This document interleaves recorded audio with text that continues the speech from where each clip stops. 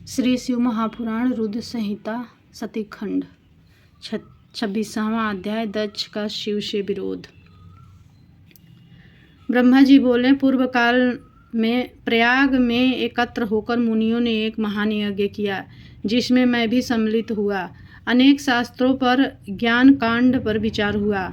अपने गणों को साथ लिए शिव जी भी सती सहित उसमें आए। सबसे भक्ति पूर्वक उन्हें प्रणाम कर उनकी स्तुति की। इसी समय प्रजापति को स्वामी दक्ष भी वहां आ पहुंचे और उन्होंने केवल मुझे प्रणाम किया और मेरी आज्ञा से वे बैठ गए। फिर सबने दक्ष की बड़ी पूजा की, परंतु महेश्वर अपने आसन पर बैठे रहे और उन्होंने दक्ष को प्रणाम नहीं किया। इससे दक्ष को बड़ा क्रोध आया। उन्होंने सभा के मध्य सबको सुनाते हुए शिव जी को बहुत कुआ के कहा कि वह पाखंडी, दुर्जन, पापशील, ब्राह्मण, निंदक, सर्वदा स्त्री में आसक्त है। संबंध से मेरा पुत्र होते हुए भी इसने मुझको प्रणाम नहीं किया, अतः मैं इसे श्राप दूंगा। ब्राह्मणों और देवताओं, तुम भी सुनो, मैं इसे बहिष्कृत करता हूँ।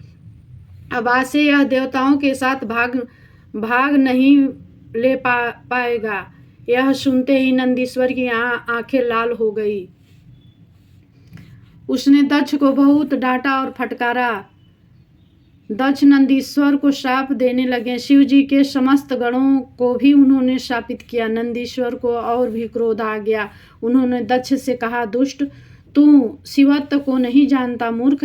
यह जो तूने भृगु आदि ऋषियों के मध्य में इस महाप्रभु भगवान शंकर का उपहास किया, इससे शिव जी के प्रभाव से मैं भी तुझे शाप देता हूँ कि तुम सब ब्राह्मण वेद का वास्तविक अर्थ न समझकर केवल आशीर्वाद पर ही विश्वास करोगे।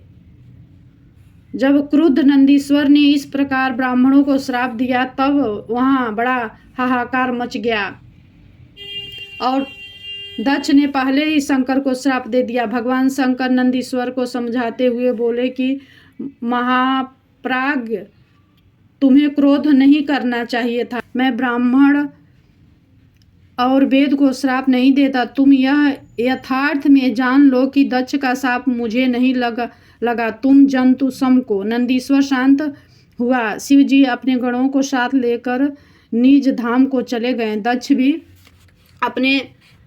अपने स्थान को चले गए। जब प्रजापति दक्ष शिव निंदक हो गया।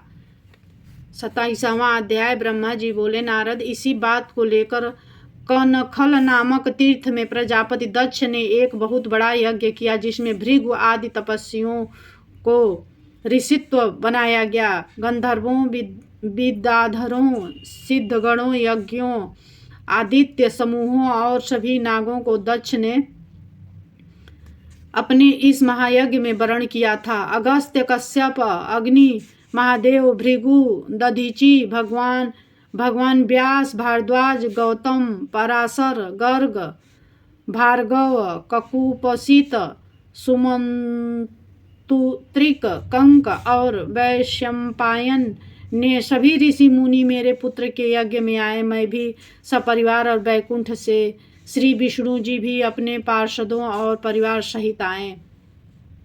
उसी प्रकार अन्याय सभी देवता दक्ष के यज्ञ में पधारे,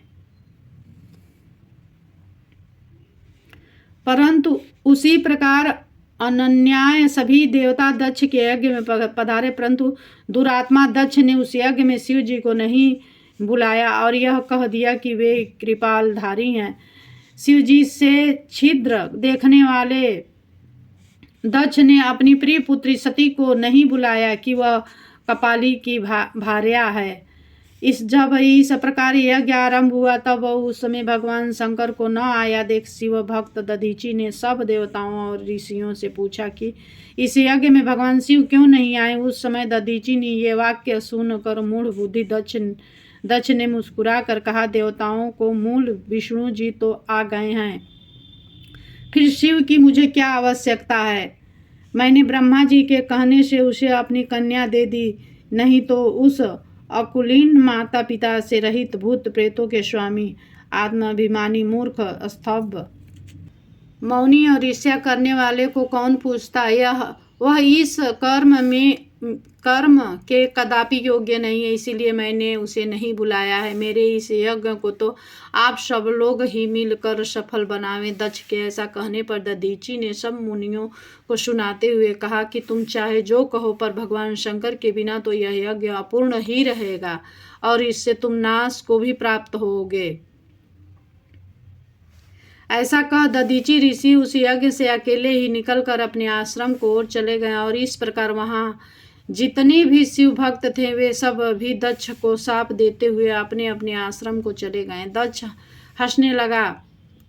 फिर उसने अन्य मुनियों से कहा कि शिव भक्त दधीचि चाहता ही नहीं, विष्णु आदि आप सभी लोग वेद के वक्ता हैं, मेरे यज्ञ को सफल बनाइए। दक्ष की इस बात को सुनकर सब देवता और मुनीश्वर शिव जी की माया से मोहित हो गए। उन्होंने देवताओं की पूजा आरंभ करा दी।